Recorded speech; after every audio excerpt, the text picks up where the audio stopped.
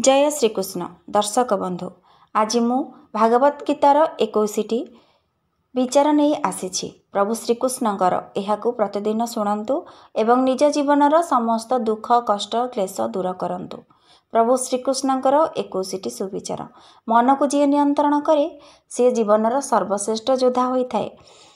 युद्धरे अर्जुनकर तांको प्रियजन माने एवं गुरुजन माने तांको सांग साथी समस्त आगे युद्ध करने बेले अर्जुन मनरु भयभीत हो जाइतिले। तांको देह कंपन करने को लगेगा। श्रीकृष्ण कहिले तमे तो तुम मन सहित युद्ध करुछ। श्री अर्जुन भय छाड़िले एवं युद्धरे विजय लाभ कले। मन हेउछि आमर सबुठारु बड़ अस्त्र। मन को जी नियंत्रण कला से जीवन में ताकू केही भी हरई पारि नथांती। तेबे श्रीकृष्णकर एही 21टी सुविचार आसंतु सुनिबा।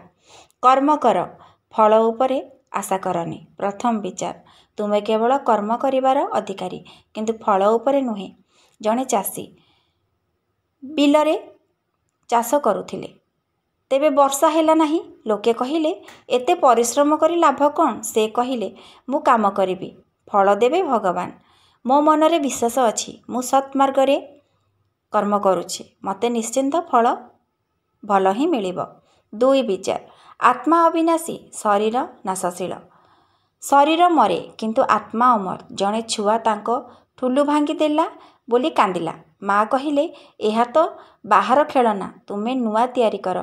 जेपरी शरीर जाए आत्मा तो अनश्वर। मन विचार 3 मन शांत हेले जीवन शांत। जेउठारे मन नियंत्रण रे रहे सेठी शांति ही थाए। जणे युवक दिन राति चिंता और रोगरे जीवन अस्थिर करुथिले। एक दिन गीता वचन शुणिले मन आमर शत्रु मध्य मित्र मध्य होइथाए। से ध्यान शुरू कले शांति आसीगला। विचार 4 भय करनी भगवान अछंती। मो शरण नेइथिबा लोक भय न करती। जणे झियो अंधार रास्ता रे गला बोली भय करुथिला। गीता वाक्य शुणी जेउठारे भगवान को नाम अछि सेठी भय आदौ रही न थाए। से शिखिला श्रद्धारे शक्ति अछि। विचार 5 धर्म रे विजय अछि। जेउठी धर्म अछि सेठी विजय सुनिश्चित अछि। दुई बेपारी थिले गोटिए धोकाबाज अन्य जणे सत थिले। शेषरे लोके सत बेपारी की ही विश्वास कले किंतु धोकाबाजर बेपार बुड़ी जाइथिला। सेपरी सबुबले सत्मार्ग रे चलंतु। विचार 6 जेपरी चिंता सेपरी जीवन। मन जेपरी भावे चिंता करे सेपरी फल मिले। जणे युवक सबुबले मनरे नेगेटिव चिंता करुथिले मु हारी जीवी तेणु हारीगले। अन्य जणे भाविले मु प्रयास करिवि एवं से जीतीगले। सबुबले मनरे पॉजिटिव चिंता करंतु। विचार 7 जेउपरी आश्रय सेहीपरी रक्षा।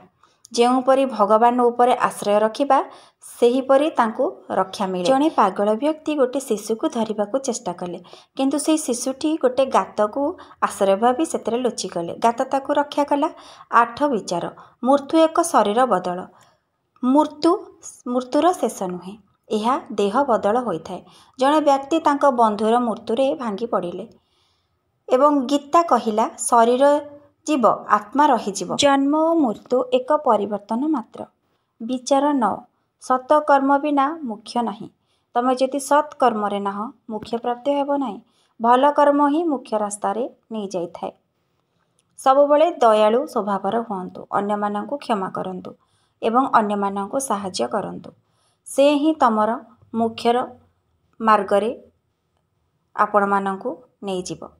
10 विचार अहंकार ध्वंस आनी देई थाए। अहंकार त्याग कर कारण यह विनाश आनी देई थाए। जणे धनी मनीष गरीब को तिरस्कार करुथिले शेषरे धन सबुस्तंक तांकर चली जाइथिला। मुह तले आसिले से बुझिले जे अहंकारी मो ध्वंसर कारण होईगला। 11 विचार जेपरी भाव सेपरी भगवान। भगवान तुमे जेपरी भाविब भगवान को सेपरी भगवान तुमको जना पड़िबे। दुई जण ब्राह्मण पाई ध्यान कले। गोटिए देखिले भगवान कर दयालु रूप अन्य देखिले भयंकर।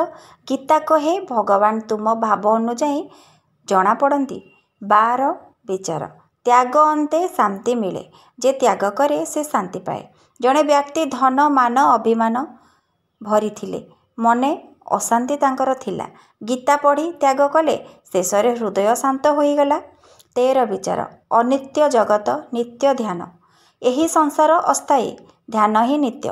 ଜଣେ ବ୍ୟସ୍ତ ବ୍ୟକ୍ତି ଦିନ ରାତି ଟଙ୍କା ଓ କାମରେ ସବୁବେଳେ ବୁଡ଼ି ରହୁଥିଲେ। ଏକ ଦିନ ଅସୁସ୍ଥ ହେଲେ। ତେବେ ଧ୍ୟାନ କରି ବୁଝିଲେ ଅସ୍ଥାୟୀ ଜିନିଷ ଉପରେ ବିଶ୍ୱାସ ନୁହେଁ। 14 ବିଚାର ଯେ ପ୍ରେମ କରେ ସେ ମୋତେ ପାଏ। ଭଗବାନ କହନ୍ତି ଯେ ପ୍ରେମ କରେ ମୁଁ ତାଙ୍କୁ ପ୍ରେମ କରେ।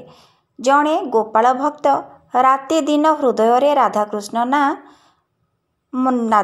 ନାମ ଉଦ୍ଗାରଣ କରୁଥିଲେ, ସବୁବେଳେ ଗୁଞ୍ଜାରଣ କରୁଥିଲେ। ଶେଷରେ ସ୍ୱପ୍ନରେ ଭଗବାନଙ୍କୁ ଦର୍ଶନ ପାଇଲେ।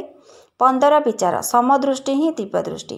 ଯେ ସମସ୍ତଙ୍କୁ ସମଭାବେ ଦେଖେ ସେ ଦିବ୍ୟ ଦୃଷ୍ଟି ରଖେ। ଜଣେ ଗୁରୁ ଛାତ୍ରମାନେ ଗାଁରେ ଗରିବ ଓ ଧନୀ ଛୁଆ ମଧ୍ୟରେ ତଫାତ୍ କରୁଥିବା ଦେଖି କହିଲେ ଭଗବାନଙ୍କ ପାଇଁ ସମସ୍ତେ ସମାନ। 16 ବିଚାର ନିଜ ପ୍ରକୃତି ଅନୁଯାୟୀ କାମ କର। ଯେପରି ଜନ୍ମ ସେପରି ଧର୍ମ ଭାବକୁ ଅନୁସର କର। ଜଣେ ଅନ୍ୟଙ୍କ ଲାଗି କ୍ଷୁଦ୍ର ହୋଇବା ଚେଷ୍ଟା କଲେ। ଗୀତା ପଢ଼ି ଅନ୍ତର ଦେଖିଲେ। ନିଜ ଶକ୍ତି ଅନୁଯାୟୀ କାମ ସୁରୁ କଲେ ଏବଂ ସଫଳ ହେଲେ। 17 ବିଚାର ଅନାସିତ ଭାବେ କର୍ମ କର, କାମ କର, ଫଳ ଆଶା ଛାଡ଼ି। ଜଣେ ଛାତ୍ର ତାଙ୍କର ଗଭର୍ଣ୍ଣମେଣ୍ଟ ଚାକିରି ପାଇଁ ଲାଗିଥିଲେ। ଅନ୍ୟମାନେ କହିଲେ କରିପାରିବ କି? ସେ କହିଲେ ମୁଁ ଶ୍ରେଷ୍ଠ ଚେଷ୍ଟା କରୁଛି।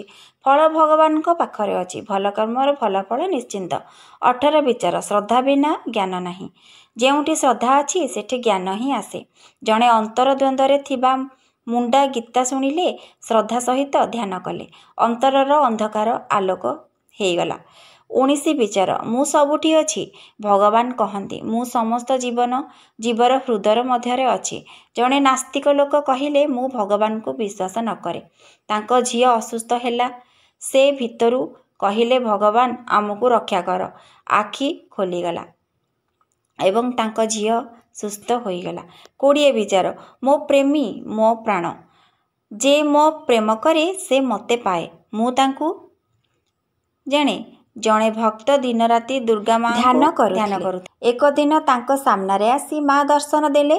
କହିଲେ ତୁମେ ପ୍ରେମ ମୋତେ ଡାକି ଆଣିଲା। 21 ବିଚାର ଯୋଗ ଓ ବିରାଗ ଦ୍ୱାରା ମୁକ୍ତି। ଯୋଗ ଓ ବିରାଗ ଏହି ଦୁଇ ଥିଲେ ମୁକ୍ତି ହୁଏ। ଜଣେ ବ୍ୟକ୍ତି ସଂସାର ଭୋଗରେ ଲାଗିଥିଲେ।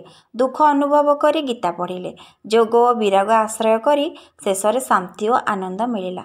ସବୁବେଳେ ମନକୁ ଶାନ୍ତ କରନ୍ତୁ। ଶ୍ରୀକୃଷ୍ଣଙ୍କର ଏହି ବିଚାର ପ୍ରତିଦିନ ଶ୍ରବଣ କରନ୍ତୁ। ନିଜ ଜୀବନରେ ନିତ୍ୟ ବ୍ୟବହାର କରନ୍ତୁ। ଦେଖିବେ ଜୀବନ ଶାନ୍ତମୟ ହୋଇଯିବ। ସବୁବେଳେ ନିଜ ମନକୁ ନିଜେ ନିୟନ୍ତ୍ରଣ କରନ୍ତୁ ଏବଂ ଭଗବାନଙ୍କୁ ଉପରେ ସବୁ ଛାଡ଼ି ଦିଅନ୍ତୁ। କର୍ମ ଠିକ୍ କରନ୍ତୁ, ସତ୍କର୍ମରେ କର୍ମ କରନ୍ତୁ, ଭଗବାନଙ୍କ ଉପରେ ବିଶ୍ୱାସ ରଖନ୍ତୁ। ଦେଖିବେ ସମସ୍ତ ଜୀବନର ଦୁଃଖ କଷ୍ଟ ଦୂର ହେବ। ଭଗବାନଙ୍କ କୃପା ପ୍ରାପ୍ତ ହେବ। ପ୍ରଭୁ ଶ୍ରୀକୃଷ୍ଣଙ୍କର କୃପା ଆପଣଙ୍କ ଉପରେ ସଦାସର୍ବଦା ରହିବ। ପ୍ରଭୁ ଶ୍ରୀକୃଷ୍ଣଙ୍କର କୃପା ଲାଭ ପାଇଁ ନିଶ୍ଚିନ୍ତ ପ୍ରତିଦିନ